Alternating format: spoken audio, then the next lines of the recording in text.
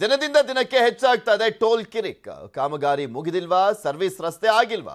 Toll ಸಮರಕ್ಕೆ JDS Nikhil Kumaraswamy politics. Toll Hungama.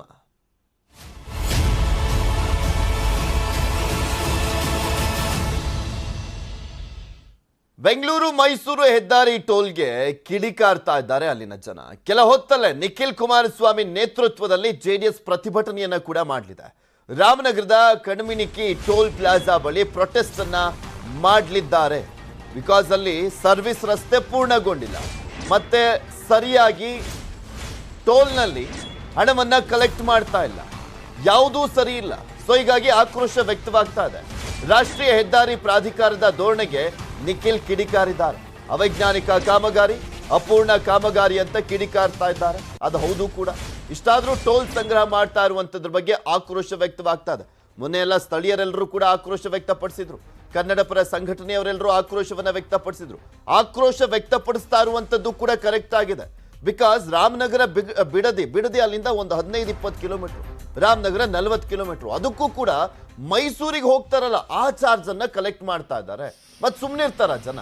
So ಹೀಗಾಗಿನೇ ಇದು ಸಹಜವಾಗಿ ರಾಜಕಾರಣಿಗಳಿಗೆ ಒಂದು ಅಸ್ತ್ರವಾಗಿದೆ. ಆಕ್ರೋಶವನ್ನ ವ್ಯಕ್ತಪಡಿಸ್ತಾ ಇದ್ದಾರೆ. ಬಿಜೆಪಿಯವರು ಒಬ್ರು ತುಟಿಕ್ ಪಿಟಿಕ್ ಅಂತ ಇಲ್ಲಪ್ಪ, ಇದಕ್ಕೆ ಬೇರೆದಕ್ಕೆಲ್ಲ ಮಾತನಾಡ್ತಾರೆ. ಅಲ್ಲಿ ಅನ್ಯಾಯ ಆಗ್ತದೆ ಬಿಡದಿ ಮತ್ತೆ ರಾಮನಗರ ಮಂಡ್ಯ ಭಾಗದ ಜನರಿಗೆ. ಒಬ್ರು ಮಾತನಾಡ್ತಾ ಇಲ್ಲ, ಅದನ್ನ ಸಮರ್ಥನೆ ಮಾಡ್ಕೊಳ್ತಾ ಇದ್ದಾರೆ. ರಾಜಕೀಯ ಉದ್ದೇಶ ದುರುದ್ದೇಶಕ್ಕೋಸ್ಕರ ಪ್ರತಿಭಟನೆ ಮಾಡ್ತಾ ಇದ್ದಾರೆ ಅಂತ ಸ್ಥಳೀಯರೆಲ್ಲರೂ ಕೂಡ ಆಕ್ರೋಶವನ್ನ ವ್ಯಕ್ತಪಡಿಸ್ತಾ ಇದ್ದಾರೆ. ಹಿಡಿ ಶಾಪ ಆಗ್ತಾ ಇದ್ದಾರೆ ಈ ಕಾಮಗಾರಿ ಉದ್ಘಾಟನೆಗೆ ಬಂದಂಥವ್ರಿಗೆ, ಇದರ ನೇತೃತ್ವವನ್ನು ವಹಿಸಿದಂಥವ್ರಿಗೆ, ಎಲ್ಲರ ವಿರುದ್ಧನೂ ಕೂಡ ಆಕ್ರೋಶ ವ್ಯಕ್ತವಾಗ್ತಾ ಇದೆ. ಇದ್ರ ಬಗ್ಗೆ ಮತ್ತಷ್ಟು ಮಾಹಿತಿಯನ್ನು ನೀಡ್ತಾರೆ ನಮ್ಮ ಪ್ರತಿನಿಧಿ ಗಂಗಾಧರ್. ನಮ್ಮ ಜೊತೆ ಸಂಪರ್ಕದಲ್ಲಿ ಜಾಯಿನ್ ಆಗ್ತಾ ಇದ್ದಾರೆ. ಗಂಗಾಧರ್, ಸಾಕಷ್ಟು ಆಕ್ರೋಶವನ್ನ ಈಗ ಆಲ್ರೆಡಿ ಅಲ್ಲಿನ ಸ್ಥಳೀಯರು ಕೂಡ, ಅದರ ಜೊತೆಗೆ ಕನ್ನಡ ಪರ ಸಂಘಟನೆಯವರು ಇವತ್ತು ನಿಖಿಲ್ ನೇತೃತ್ವದಲ್ಲಿ ಪ್ರತಿಭಟನೆ ನಡೀತಾ ಇದೆ. ಯಾವ ರೀತಿಯಾಗಿ ಆಕ್ರೋಶ ವ್ಯಕ್ತವಾಗ್ತಾ ಇರುವಂತದ್ದು?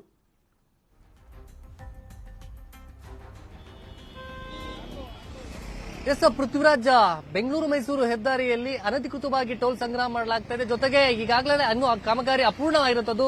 ಇದೇ ಸಂದರ್ಭದಲ್ಲಿ ಈ ರೀತಿ ದುಪ್ಪಟ್ಟು ಟೋಲ್ ಸಂಗ್ರಹ ಮಾಡಲಾಗ್ತಾ ಇದೆ ಅಂತೇಳಿ ಇಲ್ಲಿ ಇನ್ನು ವಾಹನ ಸವಾರರು ಆಕ್ರೋಶವನ್ನು ವ್ಯಕ್ತಪಡಿಸ್ತಾರೆ. ಹೀಗಾಗಿ ಸದ್ಯ ಇವತ್ತು 9 ಗಂಟೆಯ ಬಳಿಕವಾಗಿ ಇಲ್ಲಿ ಜೆಡಿಎಸ್ ಯುವ ಘಟಕದ ಅಧ್ಯಕ್ಷರಾಗಿರುವಂತಹ ನಿಖಿಲ್ ಕುಮಾರಸ್ವಾಮಿ ನೇತೃತ್ವದಲ್ಲಿ ದೊಡ್ಡ ಪ್ರತಿಭಟನೆಯನ್ನು ಹಮ್ಮಿಕೊಳ್ಳಲಾಗಿದೆ.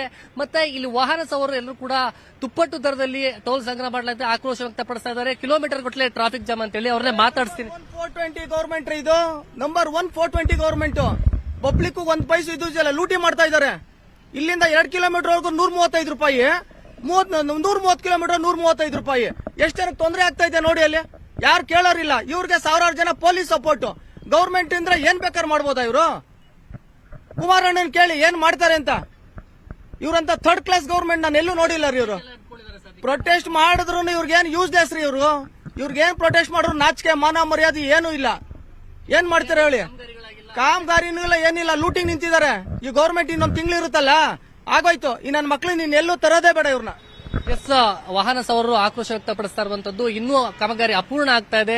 ಸುಮಾರು ಇಲ್ಲಿಂದ 2-3 ಕಿಲೋಮೀಟರ್ ಅಂತರದಲ್ಲಿ 2 ಟೋಲ್ಗಳು ಇಟ್ಕೊಂಡು ತುಪ್ಪಟ್ಟು ದರದಲ್ಲಿ ಟೋಲ್ ಸಂಗ್ರಹ ಮಾಡಲಾಗ್ತಾ ಇರುವಂತದ್ದು. ಆದ್ರೆ ಸದ್ಯ ಈಗ 10 ಗಂಟೆಗೆ ಈ ಒಂದು ಟೋಲ್ ಕಂಕಣಿ ಟೋಲ್ ಏನಿದೆ, ಈ ಟೋಲ್ ಅಲ್ಲಿ ಸುಮಾರು 10 ಗಂಟೆಗೆ ನಿಖಿಲ್ ಕುಮಾರಸ್ವಾಮಿ ನೇತೃತ್ವದಲ್ಲಿ ಸುಮಾರು ರಾಮನಗರ ಆಗಿರಬಹುದು ಮತ್ತೆ ಚನ್ನಪಟ್ಟಣ ಮತ್ತೆ ಸಾಕಷ್ಟು ಭಾಗದಿಂದ ಎಲ್ಲ ಜೆಡಿಎಸ್ ಕಾರ್ಯಕರ್ತರು ಜಮಾವಣೆ ಆಗ್ತಾರೆ. ಜೊತೆಗೆ ಕನ್ನಡ ಪರ ಸಂಘಟನೆಗಳು ಕೂಡ ಈ ಒಂದು ಹೋರಾಟಕ್ಕೆ ಭದ್ರತೆ ಯಾವ ರೀತಿಯಾಗಿದೆ? ಮತ್ತೊಂದ್ ಕಡೆ ಸರಿಯಾಗಿ ಕ್ಯಾಕ್ರು ಸುಗಿತಾ ಇದ್ದಾರೆ ಜನ ಗೌರ್ಮೆಂಟಿಗೆ ಮಾತ್ರ, ಸ್ಪೆಷಲಿ ಕೇಂದ್ರ ಸರ್ಕಾರ ರಾಜ್ಯ ಸರ್ಕಾರ ಎರಡಕ್ಕೂ ಕೂಡ ಉಗಿತಾ ಇದಾರಲ್ಲ. ಅಲ್ಲಿ ರಾಮನಗರ ಬಿಡದಿಗೂ ಕೂಡ ಹೋಗುವಂತ ಸಂದರ್ಭದಲ್ಲಿ 135 ರೂಪಾಯಿ ಕೊಡಬೇಕು. ಅದರಲ್ಲಿ ಏನಾದ್ರೂ ಚೇಂಜಸ್ ಮಾಡಿದಾರ ಈಗಲಾದ್ರೂ? ಇಷ್ಟೆಲ್ಲ ಆಕ್ರೋಶ ವ್ಯಕ್ತವಾದ ಮೇಲೆ ಆದ್ರೂ